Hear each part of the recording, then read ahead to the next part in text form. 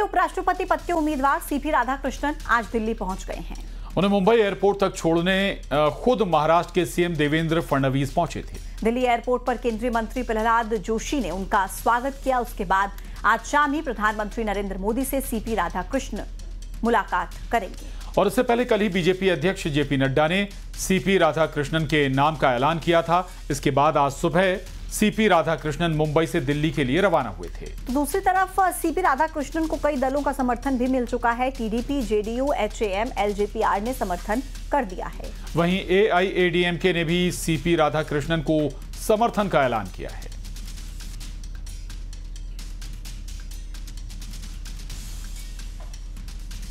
और सीपी राधाकृष्णन को उम्मीदवार बनाकर बीजेपी ने एक तीर से कई निशाने लगाए हैं। सबसे बड़ा दाव दक्षिण की पॉलिटिक्स में लगाया है और दूसरा ओबीसी कार्ड भी चल दिया है।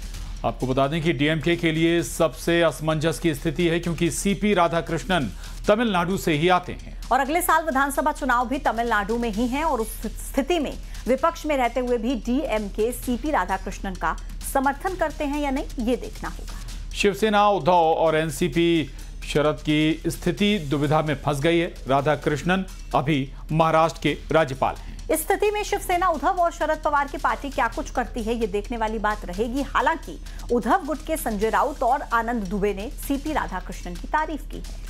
वहीं जेएमएम भी उपराष्ट्रपति चुनाव में किस ओर रहेगी, ये देखना होगा, क्योंकि सीपी राधाकृष्णन 2023 में पहली बार जब राज्यपाल बने तो वो राज्य झारखंड ही था। उनके संबंध हेमंत सोरेन से भी अच्छे बताए जाते हैं। इसके साथ ही दक्षिण भारत से आने वाले एक ऐसा सशक्त ओबीसी चेहरा वो हैं जिनका आरएसएस से भी पुराना और गहरा नाता रहा है। तमिलनाडु जैसे चुनौतीपूर्ण राज्य में बीजेपी के लिए उनका चयन राजनीतिक लिहाज से बेहद अहम संदेश देता है। उनकी विवाद मुक्त छवि, शांत सहमति बनाने वाला स्वभाव उन्हें एक आदर्श उम्मीदवार बनाता है, जो राज्यसभा का संचालन करने वाले उपराष्ट्रपति जैसे पद के लिए सबसे ज्यादा जरूरी हो जाता है। तो एक तरफ एनडीए की रणनीति है और दूसरी तरफ है उपराष्ट्रपति चुनाव को लेकर विपक्ष की बैठक, जिसमें खरगे समेत विपक्ष के बड़े नेता मौजूद रहे। बताया गया है कि विपक्ष से गैर कांग्रेसी भी उम्मीदवार हो सकता है। इसको लेकर सहयोगी दल से सुझाव मांगा गया। हालांकि सूत्रों की माने तो इंडिया गठबंधन के कुछ दलों ने कहा है कि हमको उम्मीदवार नहीं उतारना चाहिए, क्योंकि बिहार चुनाव सामने है। सत्ता पक्ष अगर चुनाव में क्रॉस वोटिंग करवा के अपने आंकड़े बढ़ा लेता है तो उसका मनोवैज्ञानिक असर बिहार के मतदाताओं पर पड़ सकता है।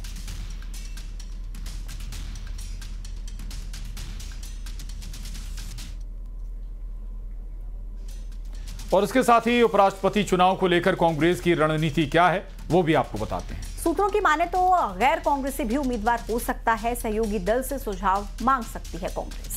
सहयोगियों से सहमति बनाने की कोशिश भी होगी और साफ सुथरा चेहरा जिसे तवज्जो दिया जा सकता है। बहुमत न होने पर भी सांकेतिक लड़ाई की कोशिश रहेगी और तेजस्वी हेमंत से भी बात कर सकते हैं राहुल गांधी। एनडीए की तरफ से उपराष्ट्रपति पद के उम्मीदवार का नाम सामने आ गया है। सीपी राधाकृष्णन को उम्मीदवार बनाया गया है।